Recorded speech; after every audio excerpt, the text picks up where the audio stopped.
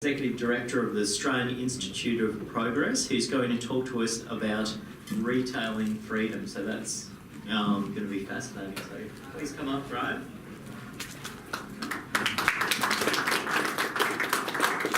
Thanks very much, Justin. I knew this was going to be a tough gig up against Callum and Dylan next door.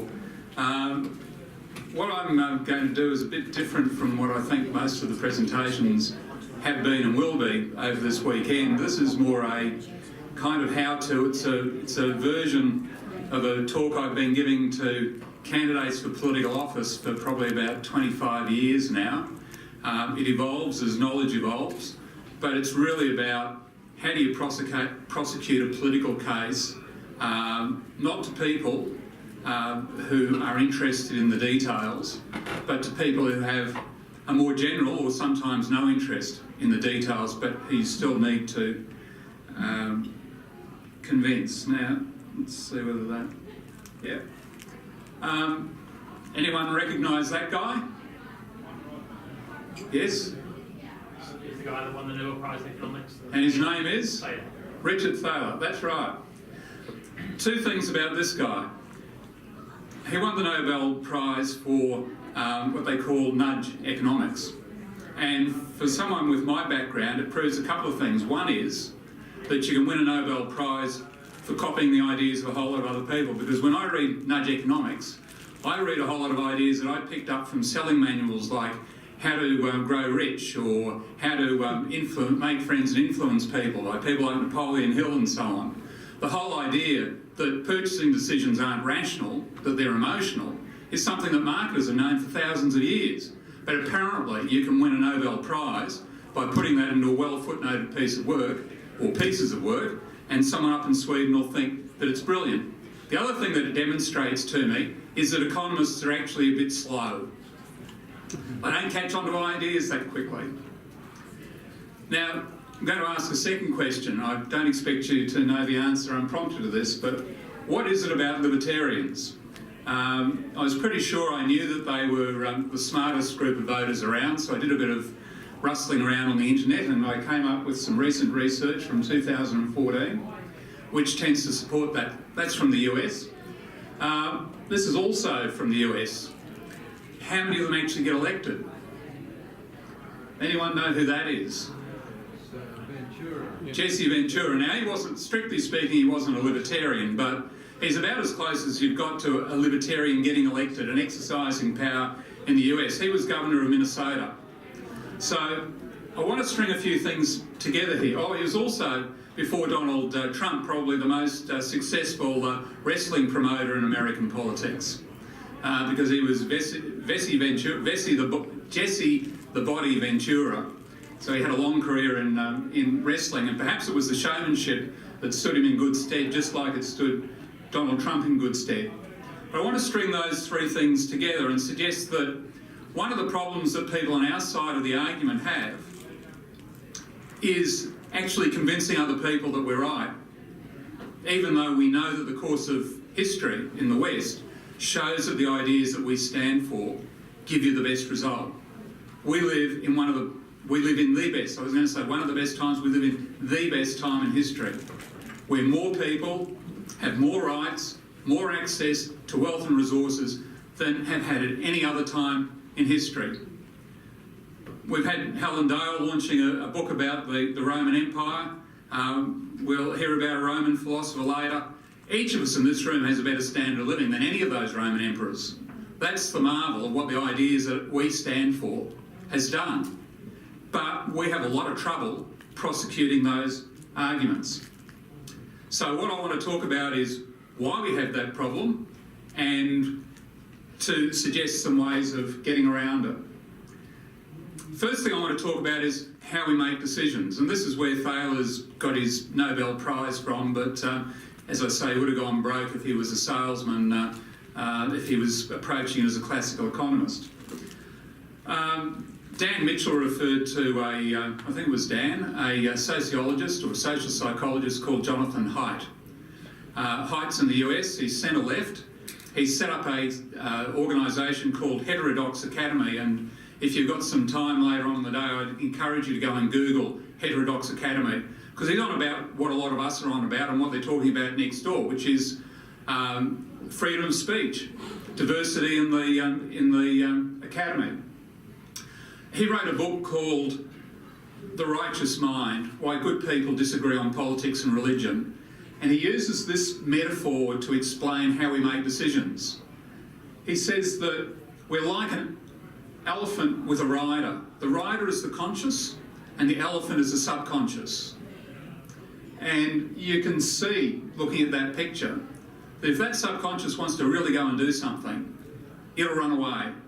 The rider is in a position where they can give guidance, but if there's a really strong stimulus, then the rider's going to be in trouble. All the rider can do is go along with the subconscious. And Haidt thinks that's a good thing, and I think Haidt's right. He says, what do we call someone who is entirely rational with no emotions? Well, they're a psychopath. And you don't want psychopaths running society. On the other hand, if someone's entirely run by emotions, well, they're a neurotic wreck, and you don't want that happening either. So this tension between complete rationality and emotion is actually a good thing. It's one of the things that makes human beings successful. But it also means that most of the decisions we make, and this comes down to political decisions, are post hoc rationalisations. So we decide what we're going to do, and then we decide why what we're going to do is a good thing to do. In my view, the way you change societies is you change institutions and you change habits, so that people's impulse is to do the right thing. So the rationalisation isn't an issue. But when you're trying to change institutions, or change the composition of institutions, which is where we are now, you actually have to deal with the emotional side of things. So that's the first thing. There's some other problems that we have in communication. Now, one of the slides earlier said that libertarians are the smartest voters. Now, what we call intelligence isn't necessarily being right. Intelligent people are actually better at explaining things. And that leads to things like what they call motivated reasoning. So I forget the name of the psychologist, but he's done some work on climate change arguments. And much to his surprise, although we're a room full of sceptics, so we wouldn't be surprised, he found there were very intelligent people on both sides of the argument. But the more intelligent you are, the more likely you are to have dug into your position.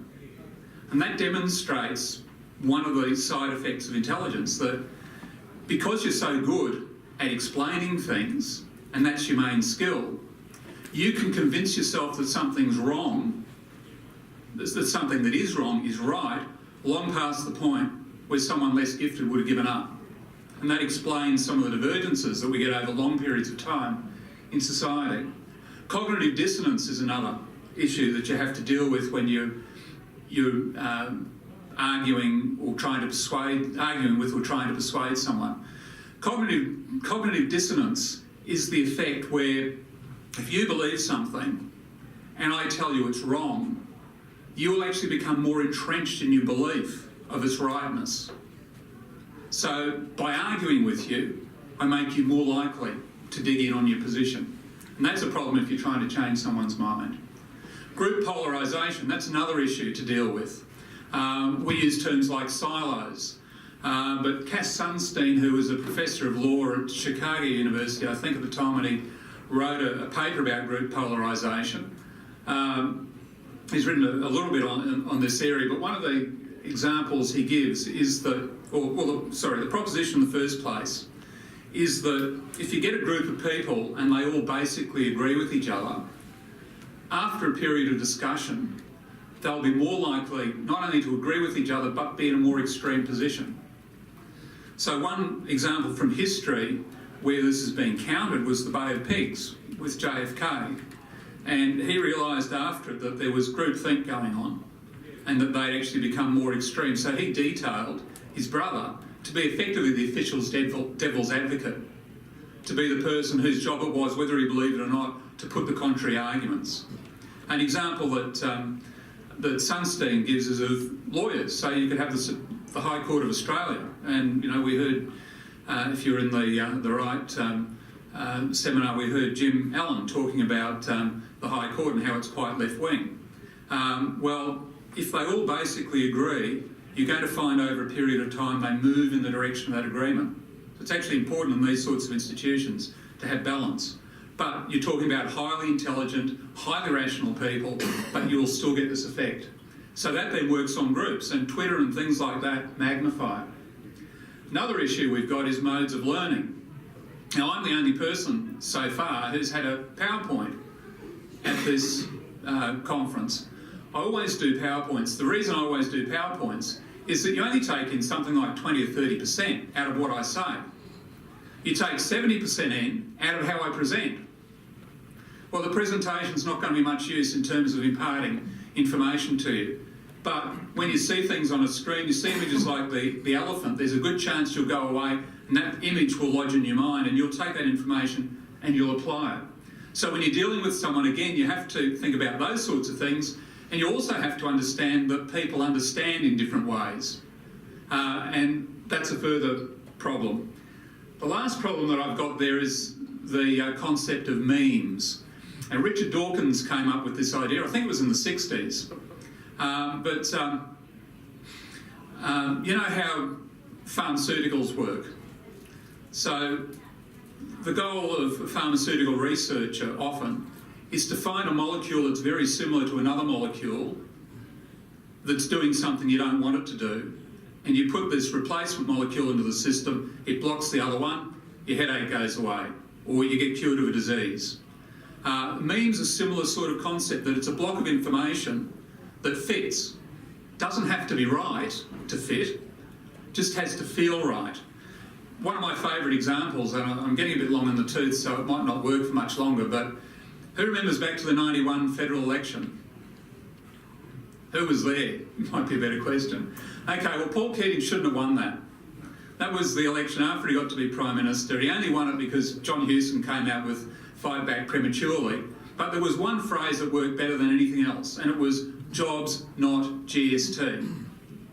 Now, that's a meme. We know from what's happened subsequently, because unemployment was much lower after the GST than before, that GST at the very least has no detrimental effect on jobs. But it won in that election because it allowed people to say, we don't want that GST, we'd rather have jobs. It set up a false dichotomy, but it seeped into people's consciousness. So that's an issue, it's a sword and a shield. It's an issue you have to deal with in dealing with people, but it's also a potential weapon in trying to convince them. Now, I know I'm dealing with a whole lot of people who are rational and hate putting things to people that aren't rational, but if you can find a meme that's rational and fits, that's great. But if you can find one that blocks the bad one, for me, that's just about as good, as close to great as it needs to be. The last issue I want to talk about is what's called WEIRD. WEIRD's actually an acronym. It stands for Western, Educated, Industrialised, Rich and Developed. We actually have a different psyche in the West to people in the rest of the world. Individualism has been far more deeply developed as a concept and an emotional understanding in our civilisation than any other civilisation. So a lot of the psychological studies they do with university students.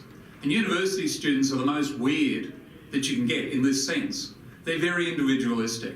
And this is a concept I borrowed, as you can see, from Jonathan Haidt. And he first came across it. So he's a secular Jew and a liberal. Starts doing psychological research in Chicago, I think it was. He does stuff with university students, and he was testing for social boundaries, I guess. So one of the things he'd ask people was, he'd tell them a story. There's a brother and a sister. They've been away for a trip together, backpacking, whatever. They've got some unresolved feelings about each other, and they sort of, fancy each other. So they decide one night they're going to sleep together. He's going to use a condom, she's on the pill. It's just going to be one night. No one's going to be hurt in this. He puts this to university students, and they think about it for a bit, and they say, well, look, I guess no one's going to be hurt, so I'm not easy with it, but I can't see why not. He goes a few blocks away and he tries it on workers at a Hungry Jack's. And they just say, that's wrong. That is wrong. No, you can't do that. Why? Oh, it's just wrong. The individualism of university students allows them to be extreme utilitarians, and I guess that Peter Singer is an example of how far you can push that. And Peter Singer's taught to our kids in school, so it's worth checking out more than the Safe Schools curriculum. And Liberals tend to be more weird, in the American sense, Liberals, than Conservatives. So Haight's got these what he calls moral foundation theory, and he's got 6 issues or areas that he covers. I'm just going to see whether, is that the light? No. Well, the first 2 are ones that Liberals, as in American Liberals, resonate with really highly. So there's they identify with people, and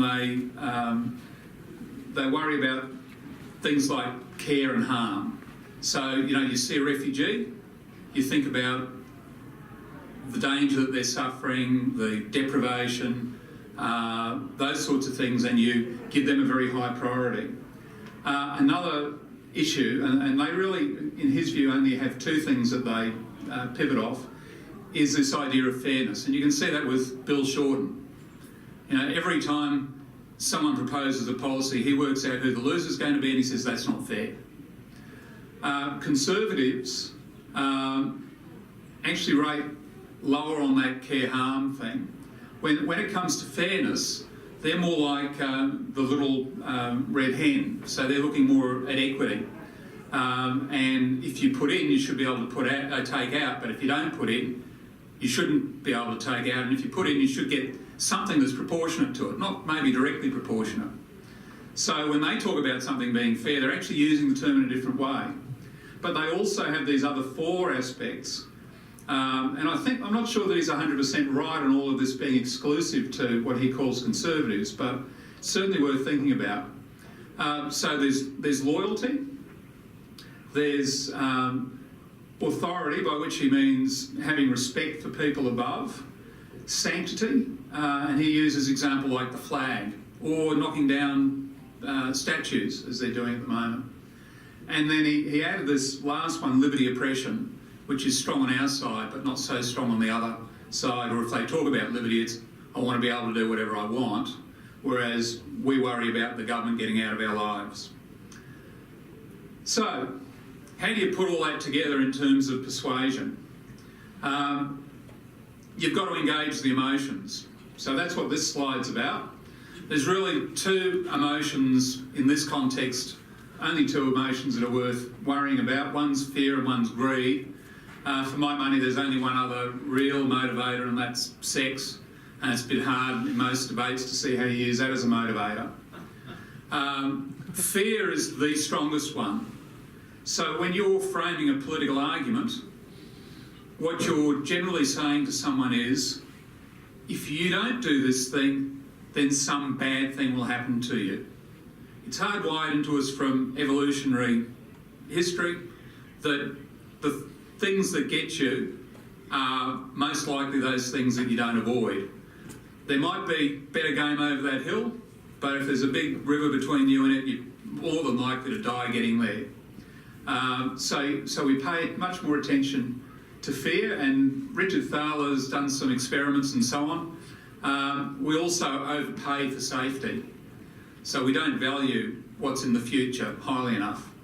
However, greed, which is to a certain extent about the future, although it could be about maintaining what you've got now, is also a strong motivator. It's just not as strong as fear.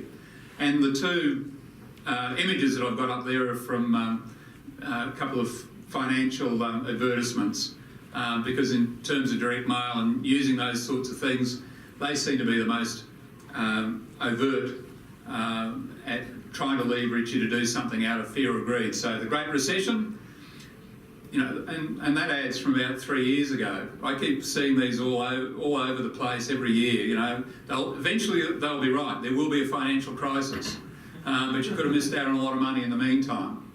But you know, if you don't read this and you don't do what we tell you, you're going to lose everything.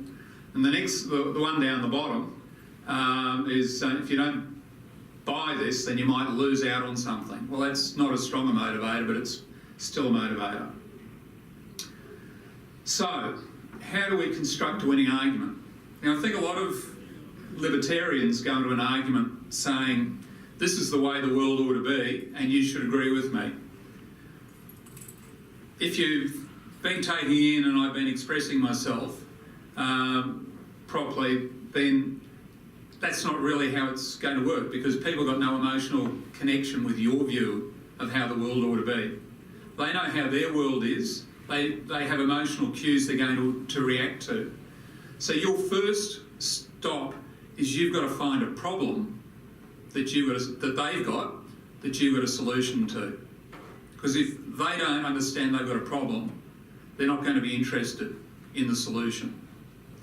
The second thing you've got to do, if you can, is to get in and frame an argument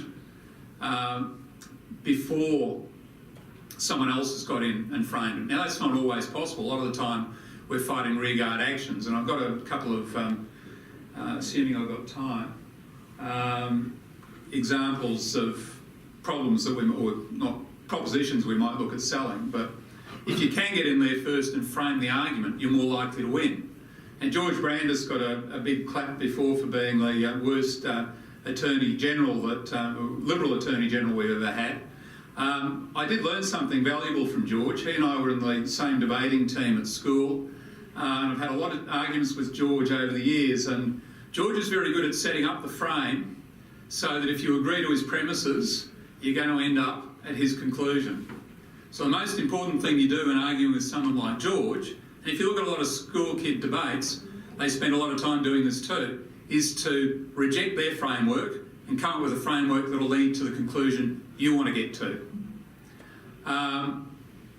So you need to know what's likely to motivate them, but you've also got to understand what their existing belief is. And if they've got a belief that's directly contrary to what you're trying to tell them, then you don't argue on that front. You've actually got to walk around and find something, somewhere where you've got common ground, where they've got an interest in coming to where you are. And you don't have to get them over here by contradicting what they're doing over here. You just ignore that. Change the conversation effectively. You have to personalise. Again, you've got to bring the emotion back into it. Because people react mostly to images, lived experience. If they can put themselves into a position of walking in someone else's shoes, then they're more likely to come across to that other person's position. You need to have some sort of image, I think, and you shouldn't be scared of repetition. You shouldn't assume that because you've said it once and they've said yes, that they've got it. So with all that on board, here's an example of something that I think we all agree on, that trade ought to be free. This is from my experience, so I'm close to it at the moment. The Queensland government is, we're just about out of time, they have a problem and they want to get re-elected. And one of the problems they've got is that one of the issues out there is jobs. Now, they haven't done a whole lot to increase jobs in the state, but they've got to have some way of saying to people, hey, we're here, we're doing something about this, it'll be okay. So they've come up with a procurement policy, which they must know is wrong, but it's called Queensland First, and it gives up to a 30% price advantage to businesses in Queensland when dealing with the state government. So you're the opposition, what do you do about that? Now, you're in a difficult position because emotionally, this is about jobs, emotionally for most people, if the state government's going to give a benefit to people in the state, then that's something that they're going to be in favour of. So my approach, and I've had to do this on radio with Steve Austin on the spur of the moment in the first place, is to work out who are the losers from this. So don't talk to the winners, talk to the losers. So we know out of free trade, well, people trading overseas are going to win. But we also know that if you up the costs for people locally, that's going to make it harder for them to compete against people importing from overseas. And if the state government's going to pay 30% more for everything, then they're going to have to put taxes up. And then you've got people who are on fixed incomes. And those people, the taxes go up 30%, they're going to have a lot more trouble paying it. So there's emotional cues there. We've avoided telling them that they're wrong. We're just saying, hey, what about these people over here? So I think from the fact people are coming in, I'm out of time. I knew that even 8 slides or whatever it was probably going to be too many, but thanks very much, and I hope you've picked up some cues and clues and all of that.